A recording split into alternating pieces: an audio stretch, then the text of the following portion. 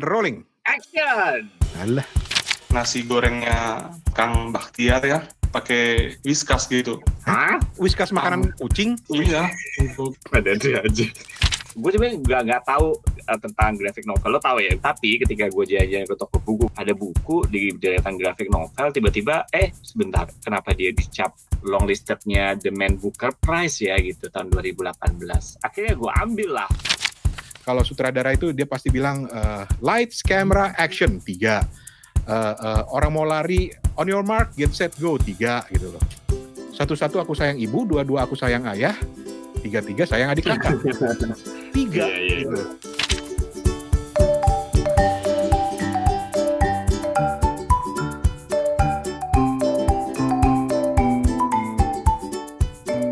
Selamat kembali ke podcast Kepo Buku.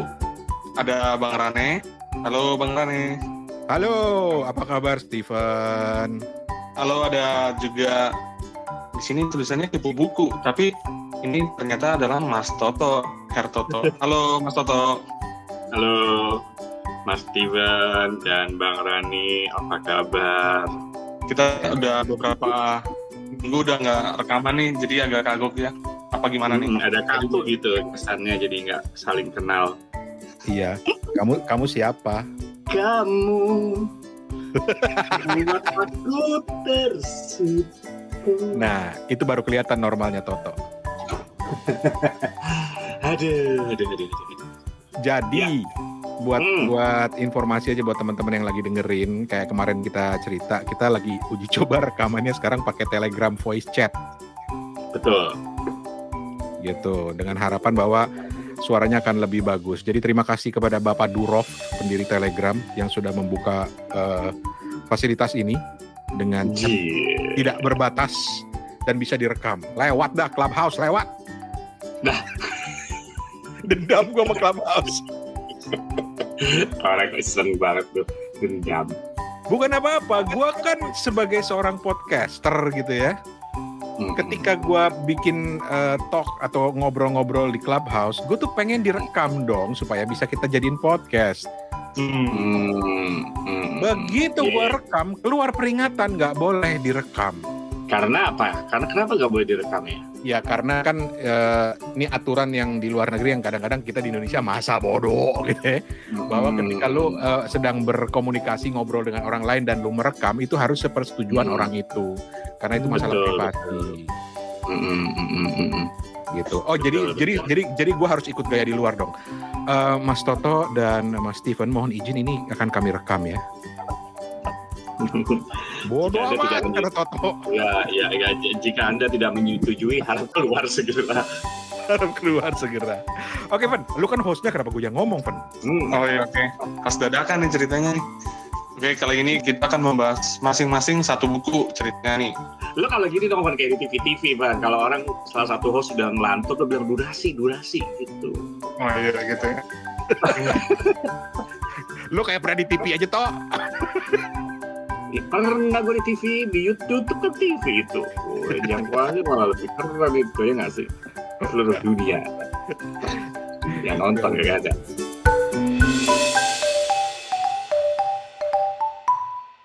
Fen, lo lagi baca buku apa, Fen? Sebelum aku bahas, aku mau tanya dulu nih. Nasi goreng favoritnya Bang Rani sama Mas Toto apa sih? Lah kenapa jadi nasi goreng? Nasi goreng favorit gue adalah nasi goreng terasi. Oh, nasi. Lauknya pakai terasi doang. Nih, Fen, gue jelasin, Fen. Nasi goreng itu, lu goreng nasi pakai bumbu yang standar, terus lu makan sambil nyemilin terasi. Gitu gue bilang. Jadi daripada pakai kerupuk, Pan, dia pakai terasi gitu loh, Pan. Kagak. Itu bumbunya ada terasi. Jadi aroma terasinya itu kuat sekali gitu. Nah, kalau gue tuh gini tipenya. Gue kalau makan nasi goreng, itu harus ada side dish-nya. Entah kerupuk, entah telur, entah apa. Tapi kalau gue makan nasi goreng terasi, kagak dipakein apa-apa. Nasi goreng doang gue udah puas. Tadi kenapa jadi ngomongin nasi goreng sih? Kalau lu tuh apa, Tok? Nasi goreng favorit lu, Tok? Kalau nasi goreng favorit gua itu di ultimate favorit gua itu tetap nasi goreng tek-tek. Nasi goreng tek-tek abang-abang tuh favorit gua. Gitu. Karena kan lu tahu ya, nasinya perak terus begitu digoreng udah agak gosong. Yoi. Ya yang belakang gue baru tahu apa yang menyebabkan dia beda gitu, gue bingung. Oh, gue tahu belakang kemarin gue abis waktu kemarin sempat pulang ke Jakarta, terus makan lagi. Oh iya agak-agak gosong. Terus kalau karena gue pernah di Malaysia juga, gue ada salah satu nasi goreng yang gue suka itu adalah nasi goreng kampung yang dulu mungkin beberapa episode yang dulu tuh gue pernah ngebahas sedikit ya. Nasi goreng kampung tuh nasi goreng ala-ala Malaysia gitu. Biasanya dikasih ikan bilis gitu, ada ikan bilisnya. Ikan bilis itu ikan teri gitu, tapi teri yang agak gede. Terus dia ada sedikit kangkung kalau nggak salah tuh, makanya disebut nasi goreng kampung. Nggak tahu kenapa gitu. Nyesel kan lo nanya, Van? Kenapa emangnya? Karena jadi kepo makanan nih. Kepotong gitu ya. Karena jadi lapar. Tapi ntar dulu. Kalau lo apa nasi goreng favorit lo? Nasi goreng menurut gue tuh nasi goreng yang oily gitu ya. Ada cacahan seafoodnya, lalu ada kayak ikan teri kecil gitu loh, yang secuil-cuil aja gitu. Jadi agak-agak asin gitu, agak gurih. Oh, nasi goreng seafood. Oke. Iya. Ya kan. Kalau oily gitu berarti nasi goreng yang kayak seafood yang kayak Chinese nasi goreng gitu, Chinese fried rice gitu ya, lu sukanya ya? Iya. Sebab kalau oily itu udah ngebahas nasi goreng kita. Tapi kalau oily itu kan ada yang kayak nasi goreng Jawa gitu kan, nasi goreng Jawa itu kan juga oily dan agak basah gitu, ya kan. Untuk sebagian orang itu suka. Kalau gue nggak begitu suka, walaupun dia enak-enak aja, gue bilang enak, tapi mungkin tidak seberapa favorit gitu dibanding kalau di Semarang gue makan itu pasti gitu, dan lauknya biasanya ada satenya gitu kan, jadi agak basah gitu. Jadi sebasah kayak nasi goreng Thailand gitu loh, Ran. Tapi kalau ini lebih manis sih sebenarnya. Emang kenapa lu nanyain nasi goreng, Van? Tahu nih sih. Ya ini rekomendasi buku kali ini tuh judulnya yang akan aku bawa tuh Nasgor, makanan sejuta mamat. Sejuta? Mamat. Iya. Mamat nama orang? Mamat. Gua rasa ini sebenarnya mungkin plesetan kali ya. Kalau dulu kan ada Ustadz sejuta umat gitu, atau handphone sejuta umat gitu kan. Jadi mungkin jadi Nasgor, makanan sejuta mamat gitu kali. Itu serius? Itu buku tentang nasi goreng doang? Iya, benar. Yang nulis siapa? Mamat lagi? Bukan. Kang Harnas, Hari Nazarudin, diterbitin oleh penerbit MNC. Baru keluar nih, baru banget. Kita nih diajakin keliling dunia gitu sama si Kang Harnas nih. Dimulai dari Nasgor tuh ternyata ada di Serat Centini kan. Jadi dari dulu banget itu udah ada yang namanya tuh nasi goreng gitu sebagai salah satu dish nasi-nasi lainnya gitu. Lalu kita diajak lagi ke China, kita ke pakai cakalang combang, ayo ke Tangerang.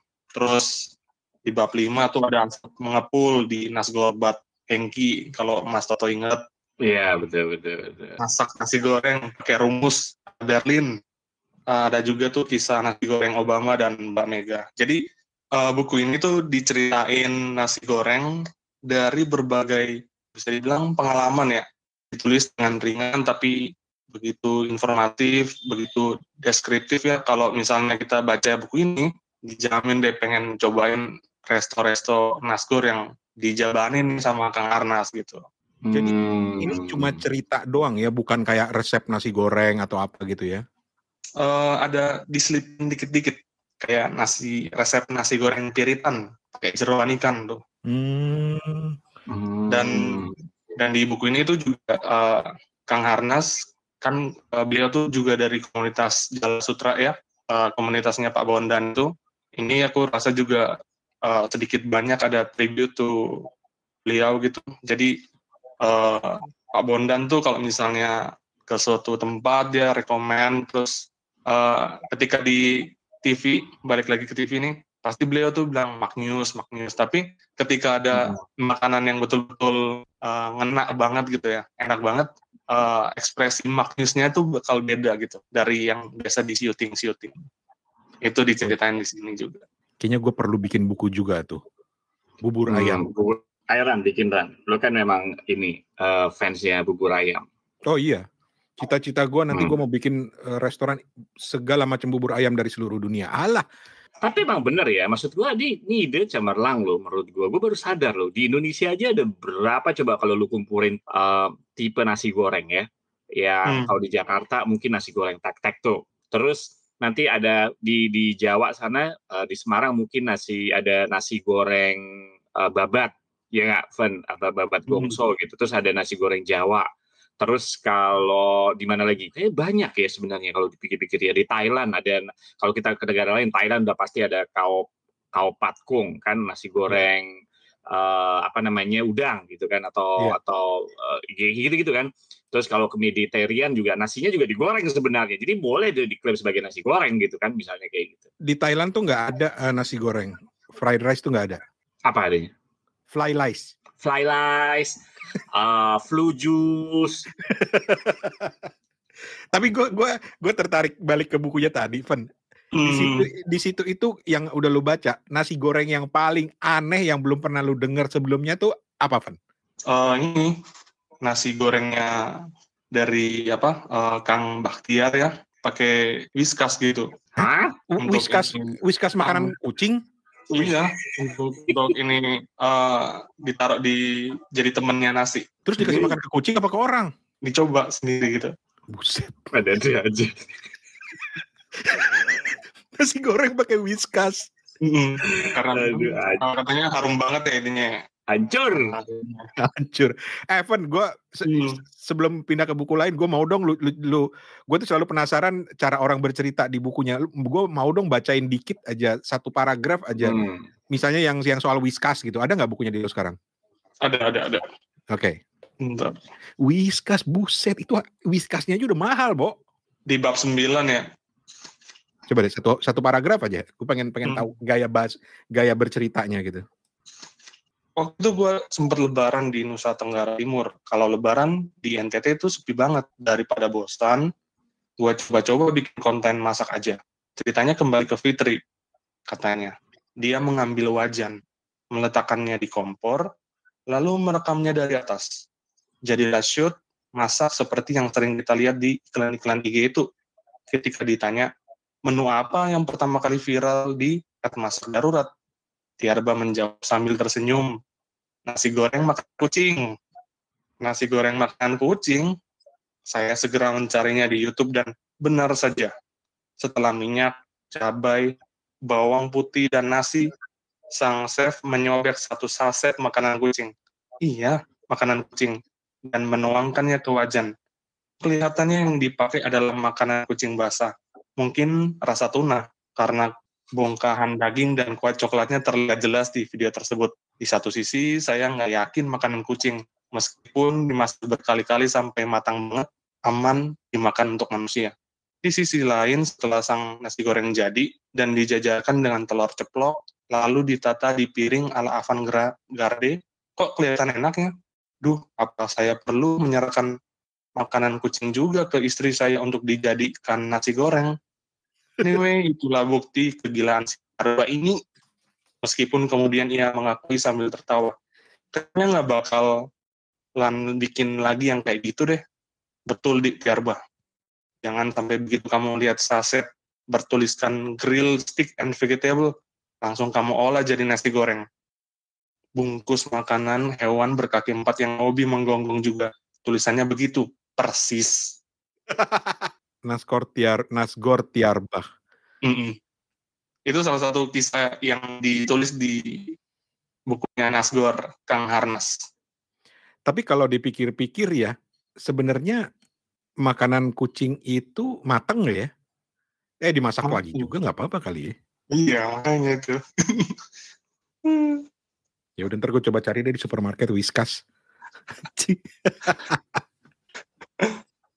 Tapi harus kita apresiasi juga ya, karena ada penulis kita ataupun pemerhati kuliner gitu ya, yang bikin sesuatu tentang nasi goreng gitu ya. Kita mungkin memandang remeh-temeh aja nih nasi goreng, tapi kalau misalnya kita angkat nasi goreng tuh ceritanya tuh apa aja sih gitu. Sebenarnya dari zaman bahula tuh udah ada juga gitu. Terus nggak juga dari asli Indonesia kan sebenarnya, tapi ada pengaruh dari teknologi wajan Tiongkok gitu kan yang biasa dipakai buat bikin nasgor ini. Seru. Alright. Sekali lagi judulnya, Van. Sekali lagi judulnya Nasgor, Makanan Sejuta Mamat. Lucu, ini diceritain dengan gaya kayak ala ngobrol-ngobrol aja gitu. Kayak humor ala Trinity gitu kalau dia lagi nulis di blognya juga. Soalnya tadi pas lu baca, gue pikir lu lagi ngomong, taunya lagi baca itu. Iya. Oke. Nasgor, Makanan Sejuta Mamat, penulisnya? Kang Harnas.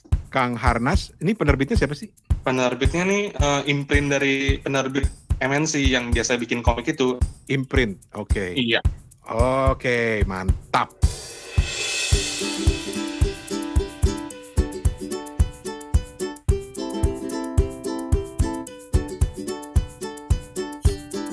And rolling. Action! Alah. Dari Nasgor kita ke Singapura. Gue lagi lapar, tadi gue baru pada pesen sate Madura. Lu tuh di Singapura apa di mana sih? Sate Madura lagi mesennya? Wih, sekarang mah open PO banyak. Tadi gue baru dikirimin sate Madura dari Indo. Lumayan, men. Datangnya sate kambing. Dari Indonesia tuh dikiriminnya? Ah, iya.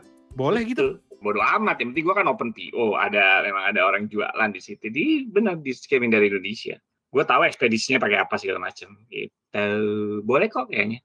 Dikasih linknya, gue mau coba pesan dari Thailand. Lanjut toh. Lanjut kemana? Lanjut apa nih? Fen, lu salah nanya, Fen. Ulang lagi, Fen.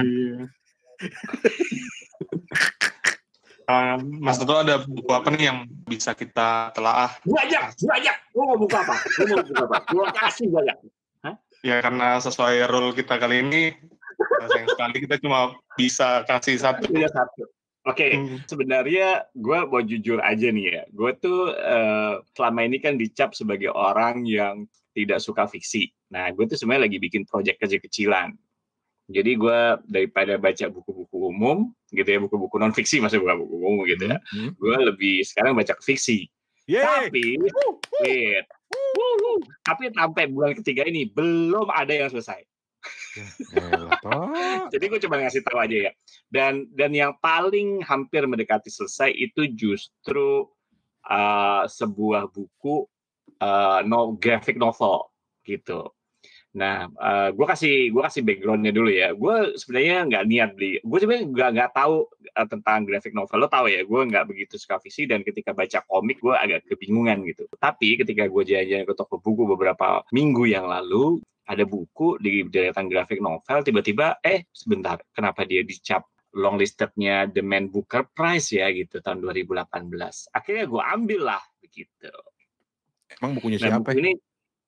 Bukunya ini dibuat atau dikarang gitu ya, sama digambar sekalian ya.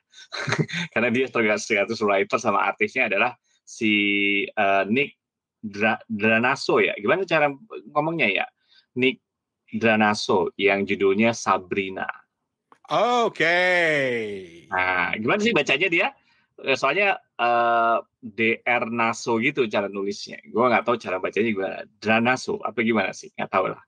Sebenarnya gue nggak punya background apa-apa ketika ngambil buku ini gitu. Jadi gue cuman tapi gue kenapa graphic novel ada yang dicap, ada dapat nominasi Man Booker ya. Akhirnya gue ambil lah gitu. Dan gue nggak tahu karena masih dalam sampul plastik waktu itu kan. Begitu sampai rumah gue baca, waduh, ini graphic novel unik nih, gue bilang kayak gitu. Karena gambarnya itu tidak menarik sama sekali gitu, dull gitu, nggak berwarna-warni, gambarnya itu nggak kayak biasa lo baca komik Jepang atau graphic novel yang lain gitu ya. Ini tuh benar-benar datar, kayak ibarat masakan itu kalau dilihat sekilas gitu, kayak ibarat masakan tanpa garam, tanpa gula gitu. Jadi warnanya benar-benar dull gitu, benar-benar nggak coloris gitu. Jadi gitu. Jadi buku ini sebenarnya menceritakan tentang ada seorang perempuan gitu yang namanya Sabrina. Dia tuh hilang. Kemudian dia tuh punya pacar namanya Teddy. Nah, cerita itu dimulai ketika si Teddy ini kemudian datang ke tempat temannya gitu. Dan temannya itu sebenarnya termasuk teman lama gitu, teman yang nggak terus berhubungan gitu. Tapi ketika di masa kecilnya mereka termasuk dekat kalau nggak salah. Dia itu akhirnya ke kota di Calvin ini gitu ya, dia ketemu si Calvin. Nah, Calvin itu temannya Teddy. Teddy tadi adalah pacarnya si Sabrina itu gitu. Nah, si Teddy ini kalau di awal-awal itu yang diceritakan tuh dia memang benar-benar down banget, stres banget gitu. Jadi kalau dilihat dari bukunya ya, dia tuh bisa di tempat Teddy tuh cuman diem, di tempatnya si Calvin tuh cuman diem gitu. Terus kadang-kadang cuma pakai celana dalam doang. Kayak gitu-gitu saking stresnya gitu kan. Nah, gue akan berhenti sampai di situ dulu ya. Cuman buku ini menarik karena nanti di berikut-berikutnya lu akan tahu bagaimana si Sabrina itu ternyata hilangnya kenapa, kemudian apa yang terjadi dengan dirinya. Ada video-video yang akhirnya ketemu tentang si Sabrina ini gitu ya. Gue nggak akan cerita lebih lanjut karena takutnya di spoiler gitu. Tapi yang jelas kalau gue pikir-pikir ya, kalau lu suka baca buku tentang graphic novel yang mungkin lebih ekspresif gitu kan ya, itu mungkin lu nggak akan menemukan. Tapi ketika berhubungan dengan tema orang hilang si Sabrina ini, jadi menarik menurut gue gitu. Jadi gue merasa cocok gitu dengan jadi gue ikutan gloomy, mudah nggak maksud gue sih? Jadi kalau gue misalnya mau menggunakan kacamata Teddy, justru gue tuh bisa merasakan dengan warna yang nggak ada rasanya gini gitu ya. Gue bisa merasakan bagaimana desperate-nya si Teddy misalnya kayak gitu. Walaupun ini bukan melulu tentang Teddy gitu ya. Nah, tapi ya menarik sih menurut gue sih graphic novel kayak gini menurut gue. Nah, walaupun gue cukup lama sih membacanya gitu dan sampai sekarang pun gue masih bolak-balik, kayaknya ada sesuatu yang gue missing gitu sampai sekarang gitu. Kok gue kayaknya ceritanya ada sesuatu yang gue belum ngerti, jadi gue balik lagi kan gue sendiri cukup struggling, pertama baca fiksi, kedua cukup struggling membaca yang namanya graphic novel kan, jadi atau komik gitu. Jadinya ya gue sampai sekarang pun masih bolak-balik buku ini, gue baca ulang lagi. Tapi jujur buku ini cukup mengagetkan gitu ya, gue baca ajit, gue bilang kayak gitu ya, kenapa warnanya begini gitu ya. Jadi terus kenapa juga gambarnya seperti ya sederhana sih sebenarnya kalau gue bilang gitu. Gue udah baca Sabrina udah lama banget dan udah lama banget ya. Ya buku ini sebenarnya bukan buku baru sih gitu. Dan satu hal yang gue sepakat sama Toto, emang ketika lo membaca kisah Sabrina ini, lo merasa ikut ke bawah gitu loh. Tapi yang menarik buat gue dari Sabrina ini justru karena di situ dia memasukkan unsur-unsur teori konspirasi. Betul. Tadi sebenarnya gue makanya sebenarnya tadi gue mau nyinggung itu, tapi gue takutnya jadi spoiler gitu ya. Gue nggak tahu juga sih. dan ya nggak heran lah kalau dia menang Booker Prize karena bener-bener lu nggak bisa berhenti gitu loh, karena lu jadi pengen tahu sebenarnya Sabrina kemana. Dan itu kemudian masuk unsur teori konspirasi, masuk unsur hoax, berita-berita palsu. Ya ada satu menurut gue menarik ya. Semoga ini bukan spoiler ya tapi ada satu halaman yang tuh kosong. Ada halaman itu kosong. Gue pikir ini apa? Dia salah cetak ya? Nggak kecetak ya? Terus gue iseng gitu cari-cari di internet. Gue pengen tahu komentar orang-orang tentang buku ini tuh apa sih gitu kan, buat yang para pembaca yang udah yang lebih advance, lebih sekali. Ternyata ada yang nanya, satu halaman itu memang sengaja dikosong. Kenapa ya? Dan ternyata ada orang 1-2 komentar, ini halaman kosong karena apa ya gitu. Tapi ada beberapa komentar juga dikomentarin balik sih. Sebenarnya kalau lo cari di internet tuh ada kayak gitu. Gue ketawa sih. Dan kalau Toto tadi bilang ini aneh banget gambarnya, sebenarnya gini, gambarnya itu kayak kalau lu memang patokannya komik-komik Jepang gitu ya, ini akan kelihatan aneh. Gue tahu Toto juga, apalagi istrinya kan fans komik Jepang banget. Ini jadi aneh gitu, karena dia itu kalau teknik menggambar ya, dia itu nggak ada bayangannya, pokoknya cuma garis doang. Iya betul. Ya kan, jadi nggak ada bayangan-bayangannya, nggak 3 dimensi gitu loh, yang memunculkan kesan 3 dimensi. Jadi cuma garis-garis doang, dan warnanya itu warna pastel. Iya, tapi pastelnya pun pastel yang dull ya, pastel yang gelap ya. Iya, warnanya yang lembut tapi cenderung gelap sehingga aneh. Dan yang juga menarik, makanya gue bilang Toto mengambil komik Sabrina ini atau graphic novel Sabrina ini, sebenarnya lu di situ belajar untuk menghargai komik, karena gue tahu Toto pernah bilang kan dia pengen baca ceritanya, tapi Sabrina ini kan minim teks banget kan. Betul. Ya kan? Betul. Ada satu halaman di mana itu semuanya ekspresi, gerakan, gambar ruangan, gambar orang, dan semuanya gambar 1 dimensi gitu loh. Nah itu yang menyebabkan gue seneng untuk ngebolak-balik lagi gitu, karena menurut gue lucu ya ternyata menginterpretasi pada halaman-halaman, pada gambar-gambar yang nggak ada ininya gitu, nggak ada tagnya sama sekali gitu. Yoi. Udah kan kayak tadi gue bilang ada gambar Teddy itu cuman rebahan di kamar gitu, cuma pakai celana dalam misalnya kayak gitu. Menurut gue menarik nih. Jadi gue cuma inget aja kata sepupu gue gitu. Lu kalau pengen nyobain sesuatu yang baru, ya sesuatu yang baru itu harus bagus gitu. Ya karena ada capnya gini. Dulu kan pernah kita bahas seberapa jauh sih predikat sebuah buku itu gitu ya, kayak main buku itu berpengaruh untuk lu membeli. Dulu gue jawab enggak. Tapi untuk kasus ini iya, karena ya itu kata sepupu gue, kalau lu pengen sesuatu yang baru, kenapa lu nggak cobain sesuatu yang paling bagus? Kalau lu pengen, tapi dalam kasus makanan dia bilang gitu, kalau lu pengen nyobain sesuatu yang baru, lu nggak pernah makan sushi misalnya, cari restoran sushi yang the best that you can afford gitu, dia bilang gitu. Jadi gue bilang, oh buku ini oke. Karena buku ini sebenarnya juga dalam tanda kutip sebenarnya nggak murah juga ya Ran ya, apalagi dia hardcover kayak begini gitu sebenarnya. Jadi ya tapi gue nggak nyesel sih belinya, karena ini salah satu buku yang sampai saat ini masih gue bolak-balik gitu, gue lihat gambarnya, terus gue bayangin lagi, gue coba hubungin lagi, ada yang missing nggak dari interpretasi gue gitu aja sih sebenarnya. Yoi.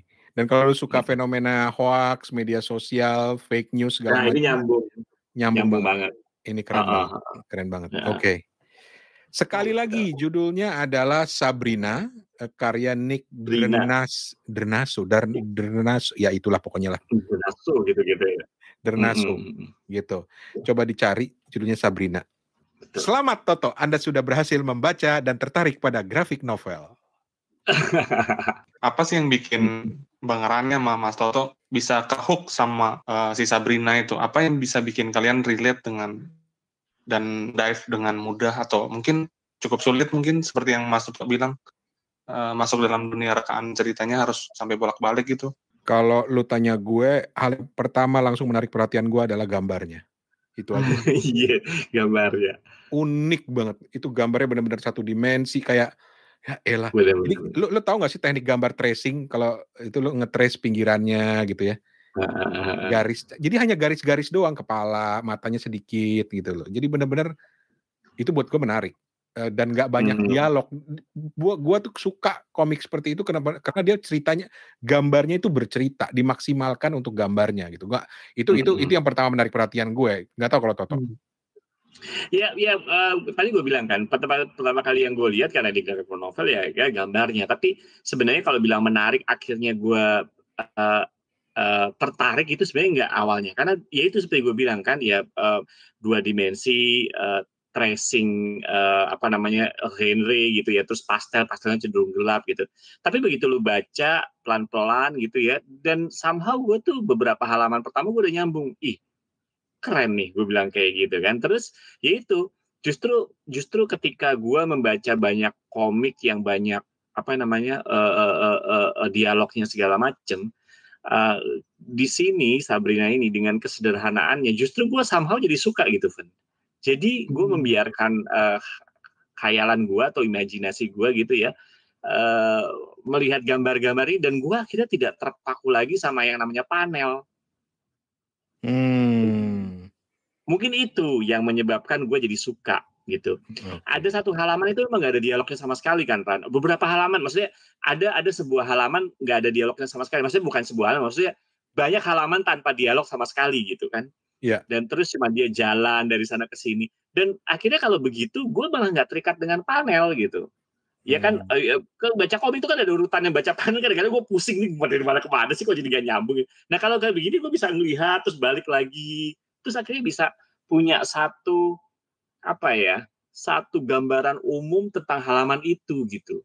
Keren. Perkara nanti mungkin kalau gua malu debat gitu ya, atau kita diskusiin, enggak nih orang habis ini ke sini maksudnya gini, ya mungkin kita bisa punya beragam cara, tapi paling enggak menurut gua akhirnya punya satu gambaran utuh gitu tanpa harus terikat, dan gua malah nggak terdistraksi untuk itu gitu. Jadi ketika gua balik lagi gitu ya, bolak-balik lagi, justru menurut gua nggak secara cerita gua nggak terdistraction gitu, nggak terganggu gitu. Yang nggak bisa gue terapin mungkin metode baca gue Sabrina ini dengan kalau gue baca komik yang lain gitu, atau baca novel grafik yang lain gitu. Ada satu halaman misalnya menggambarkan si tokoh Nick kalau nggak salah ya lagi jalan. Itu jadi panelnya tuh simpel. Kalau komik-komik modern tuh panelnya kan udah ribet-ribet, ada yang berbentuk segitiga. Ini panelnya kotak-kotak doang kayak kubus disusun-susun. Tapi dia menggambarkan jalannya dia dari naik tangga, masuk ke ruangan, lorongnya segala macam, itu nggak ada kata-kata sama sekali. Tapi buat gue itu keren banget, gila, keren banget. Iya, keren. Gila, Toto bisa bercerita tentang grafik novel, gue bahagia banget. Ada teman. Gitu, Pan. Gitu, Pan.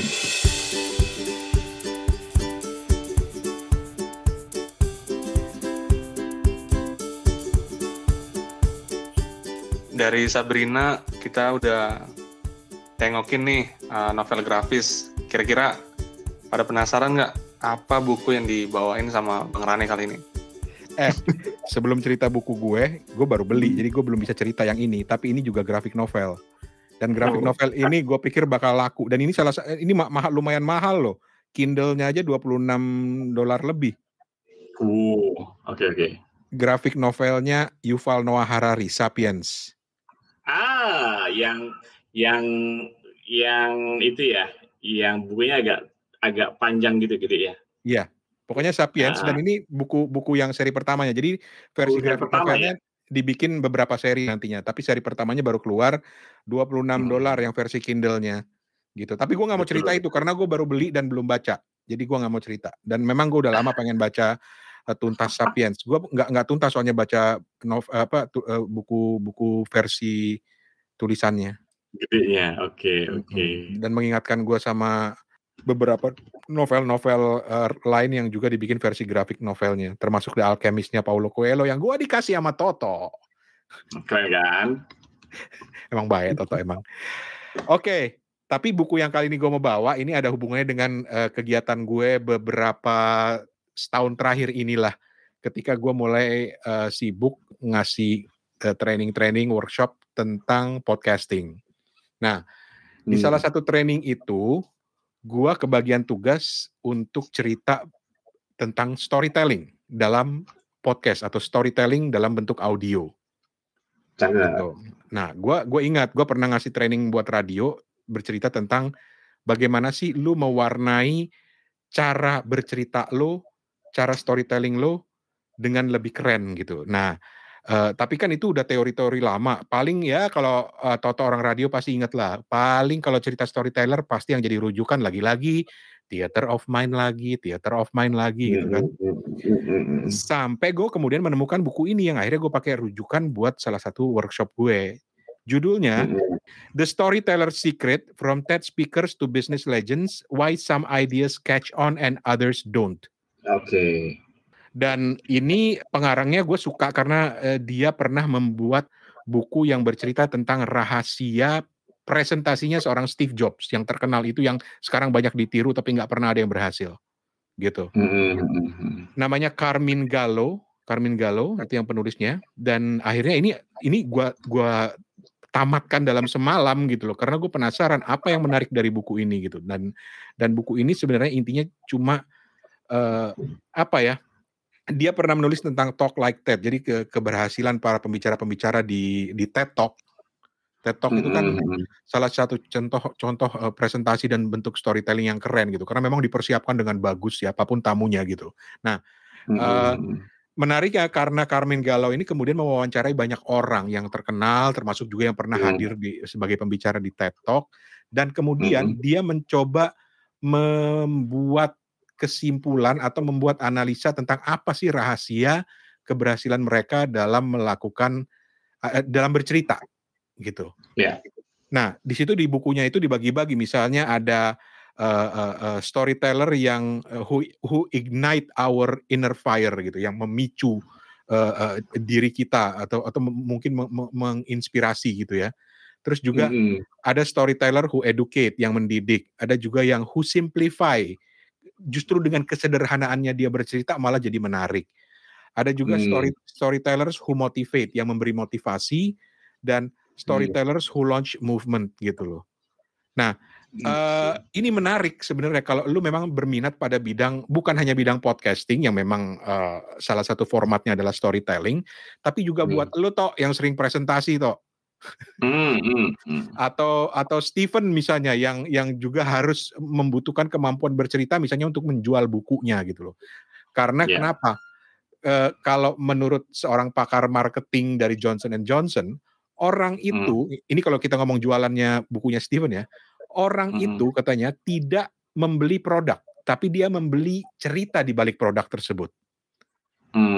Itu yang menyebabkan kenapa produk kayak Nike dengan Just Do It itu laku gitu loh. Karena ada cerita di baliknya. Itu yang menyebabkan kenapa produk-produk kayak misalnya air mineral Aqua misalnya laku. Karena disajikan dengan cara yang menarik. Ini cuma jualan air putih, men. Tapi kemudian diceritakan ambil dari mata air yang berbagus. Kemudian ada kampanyenya yang bilang ada Aqua, gitu. itu cerita sebetulnya. Nah, itu makanya Steven mungkin bisa. Dan apa yang kita lakukan di Kepo Buku ini kan bisa dalam artian juga sebenarnya menjual juga kan, menjual ide tentang sebuah buku yang mungkin bisa menarik perhatian orang gitu. Itu sih. Dari situ gue banyak banget materi yang kemudian gue pakai buat presentasi. Gue kutip sana sini dan salah satu yang paling menarik perhatian gue itu misalnya, bentar, gue cari dulu. Bentar. Oh nih. Misalnya gini, dia dan ini gue pakai di materi workshop gue dan itu jadi panjang, jadi berlembar-lembar cerita gue. Ketika dia bilang misalnya dalam bercerita atau storytelling itu ada yang disebut sebagai rules of three. Rules of three itu adalah karena manusia, dia bilang, itu berpikir dan mengingat dengan pola. Wah, ini Toto mungkin tertarik nih. Dia berpikir dan mengingat dengan pola. Jadi misalnya kalau gue sebut serangkaian angka 25, 33, 45, 67. Mungkin lu belum tentu bisa mengingatnya. Tapi kalau misalnya gue bikin pola jadi 3 angka. 2, 5, 3, 4, 4, 5, 6, 7, 3 gitu. Misalnya gitu. Jadi kalau gue kelompok-kelompokkan jadi 3 itu, justru orang lebih mudah mengingatnya gitu. Nah, itu yang dia pakai the rule of three dalam storytelling, dalam bercerita itu, bahwa ketika lu kelompok-kelompokkan itu menjadi sebuah pola, itu orang mudah untuk mengingat, dan pola yang paling gampang adalah 3. Paling kecil dan paling gampang diingat itu polanya adalah 3. Jadi biasanya orang bercerita itu pada umumnya dikelompokkan strukturnya menjadi 3 pola. Dan itu banyak ditemukan dalam keseharian. Ini yang gue suka, karena dia ngambil dari cerita keseharian. Misalnya, kalau sutradara itu dia pasti bilang, lights, camera, action, 3. Orang mau lari, on your mark, get set, go, 3, gitu loh. Terus gue mikir, di Indonesia contoh itu ada nggak ya? Ada. 1 aku sayang ibu, 2 aku sayang ayah, 3 sayang adik kakak. 3, gitu loh. Jadi itu yang gue suka. Bagaimana dia menstrukturkan itu, membuat orang mudah bercerita dengan struktur. Karena kadang-kadang kita bercerita itu tanpa ada aturan, tanpa ada struktur, pokoknya nyerocos aja kan. Nah, kalau dia bilang seorang pencerita yang sukses itu mampu membuat struktur yang bagus, dan struktur yang paling sederhana adalah the rule of three tadi. Jadi kalau dalam drama misalnya latar belakang, terus konflik, baru resolusi gitu misalnya. Seorang pangeran yang jalan-jalan ke hutan, ngelihat putri yang lagi tidur, putrinya dicium, terus mereka bahagia ever after. Atau bahkan kemudian nanti di presentasi itu gue ceritakan dengan contoh-contoh sinetron segala macam, cuma untuk nunjukin bahwa ketika lu sudah terlatih untuk menstrukturkan tulisan lu, cerita lu akan lebih mengalir. Itu sih. Dan satu lagi misalnya, dia bilang the world's great storytellers itu para pencerita yang hebat di dunia itu selalu mematuhi the rule of three ini, karena berhasil mewujudkan 3 hal. Yang pertama itu memberikan template yang sederhana kepada struktur cerita kita. Kedua, mempermudah atau mensimplifikasi cerita kita sehingga orang bisa ingat. Dan yang ketiga, itu bisa berujung pada kita mempersuasi, karena orang bercerita itu kan ingin mempersuasi, ingin ceritanya dipahami. Jadi kalau dia pakai atau patuh pada rule of thirds, itu yang menarik. Itu orang akan mudah paham. Dan terakhir, nah ini kalau ini buat Toto nih. Karena diceritakan di situ bagaimana PowerPoint yang sudah ada jutaan, ratusan juta PowerPoint di seluruh dunia itu seharusnya idealnya hanya menemani, hanya sebagai ilustrasi. Karena kebanyakan dari kita ketika kita presentasi dengan menggunakan PowerPoint, munculin ke layar, kita asik baca PowerPoint-nya gitu. Atau PowerPoint-nya sibuk gitu ya. Maksudnya banyak teks kayak gitu ya.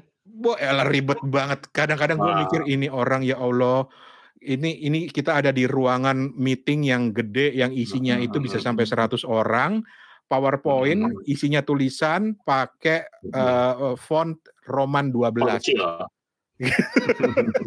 Gitu. Jadi dibilang seorang pencerita yang sukses itu justru presentasinya itu hanya untuk ilustrasi. Karena kalau dia pakai rule of third itu, orang langsung ingat kok tanpa perlu ada PowerPoint juga. Gitu. Itu sih buku gue, dan ini salah satu buku penting yang akan gue simpan seterusnya setelah buku tentang rahasia presentasinya seorang Steve Jobs. Steve Jobs juga menerapkan hal yang sama kan. Presentasi dia simple-simple aja. Betul. We welcome you the new iPhone, cuma gambar iPhone doang. Gitu. Tapi itu yang jadi hook ya. Itu yang jadi hooknya. Jadi itulah. Dan ya itu tadi poin-poin yang menarik buat gue itu karena memang simple itu justru lebih mudah dipahami kok. Lu pakai 3 babak untuk menjelaskan sesuatu itu lebih mudah dipahami. Misalnya kalau lu cerita soal buku. Nah, ini buat teman-teman kepo buku nanti yang mau ikutan sharing cerita tentang bukunya. Coba kita terapkan the rule of three ini. The rule of three-nya review buku itu misalnya nih, nggak tahu kalau Toto ada Steven ada ide lain. The rule of three adalah yang pertama lu cerita tentang bukunya dulu, ya kan? Kontennya itu cerita tentang apa? Terus lu ambil bagian-bagian yang keduanya, lu ambil bagian yang menarik buat lu, gitu kan? Dan kenapa ini dibacain atau dikutip gitu? Dan yang ketiga, kesan lu seperti apa terhadap buku itu secara pribadi? Itu the rule of three nge-review buku kalau menurut gue. Kalau lu tuh gimana tuh? Oke. Kalau gue harus meringkas menjadi rule of third kayak gini ya, gue justru akan bilang sejarahnya dulu gitu. Kalau gue dilihat dari kebanyakan gue cerita ya, itu adalah kenapa sih awalnya gue mengambil buku ini gitu. Karena mungkin backgroundnya adalah gue tuh nggak pernah, gue tuh selalu random ngambil buku, tapi gue pasti ada cerita di balik kenapa gue ngambil buku ini di rak gitu kan, misalnya kayak gitu kan, atau gue beli buku ini online whatever gitu kan, pasti ada gitu. Kedua ya gue setuju sama lo, apa yang menarik dari buku ini, a little bit synopsis tapi mungkin lebih ke apa yang menarik gitu.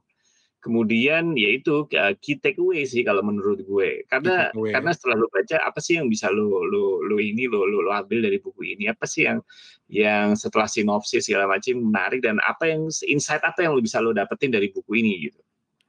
Semenariknya buku seharusnya ada sesuatu yang bisa lo terapin diri lo, atau yang impact ke diri lo gitu, yang membuat lo iya ya gitu loh, benar ya. Oke lah kalau besok gue terapin deh gitu, nggak bisa kayak gitu. Menarik nih idenya gitu, bisa kayak gitu. Gue suka tuh poinnya Toto tadi, diri lo ya. Dan yang terpenting sih nggak usah malu kalau lo punya pendapat yang beda tentang buku itu. Lo bilang jelek, bilang jelek. Betul. Kepo buku tuh menghargai kejujuran. Halah. Kalau lo Fen hampir-hampir sama irisan Bang Rani sama Mas Toto, tapi mungkin dibagi 3. Biodata bukunya pertama, terus yang kedua apa yang menarik atau apapun yang menjadi sebuah pembeda dari buku ini sama yang lain. Yang ketiga, rekomendasi ini bukunya bakal bagus buat siapa aja sih gitu. Ya mungkin itu yang cukup sederhana untuk diceritain. Lain kan kalau Kang buku yang ngomong. sudut pandangnya seperti itu. Karena mungkin ya setiap kali menerima buku, Steven akan pertama kali melihat 3 hal itu kan. Betul. Keren. Tuh teman-teman, jadi ada 3 masukan nih buat yang mau ikutan review buku, dan kita itu nyoba pakai Telegram ini karena nantinya untuk acara kepo bareng kita mau coba pakai Telegram ini. Jadi buat teman-teman udah bisa nih daftar atau ikutan atau join ke channel Telegram kita. Alamatnya itu ada di t.me T.me garis miring kepo buku jadi satu. T.me garis miring kepo buku. Huruf kecil semua. Dan nantinya kalau ada kita mau ngajak kepo bareng, kita tinggal bilang siapa yang mau ikutan kepo bareng edisi ini, nanti kita invite. Sementara teman-teman yang lain yang ada di grup kepo buku atau di channel kepo buku bisa mendengarkan, bisa nguping gitu. Jadi bisa nguping duluan sebelum episode itu bahkan muncul jadi podcast. Bahkan mungkin yang versi yang belum diedit gitu. Gitu. Dan satu hal lagi, jangan lupa bahwa kadang-kadang males lah gue ikut grup-grup lagi. Ini grup yang beda dari yang beda karena ini nggak akan ganggu lo nggak akan dibangunin sama tangtung tiap hari karena ini sebenarnya cuma satu arah dari kita untuk sharing ada episode baru apa, ada rekomendasi buku apa, dan juga kita pakai buat rekaman bareng. Itu aja sih. Iya betul. Oke. Mau nongkrong dengerin aja juga bisa ya kalau ala-ala Clubhouse gitu.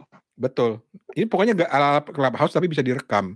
Dan ketika lu lagi nongkrong tiba-tiba ada hal, wah gue gak setuju tuh sama kata Steven tuh. Lu bisa langsung minta untuk ngomong di situ. Oke. Raise hand gitu loh. Wah ada yang raise hand mau protes sama Steven atau mau kenalan sama Steven kale. Boleh juga.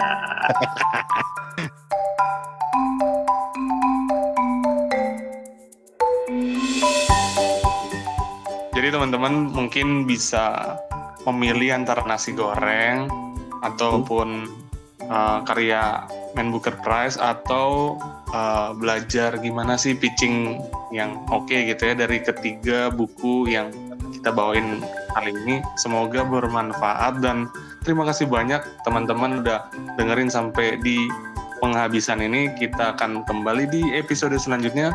Terima kasih banyak. Sampai jumpa. Terima kasih. Bye-bye. Terima kasih.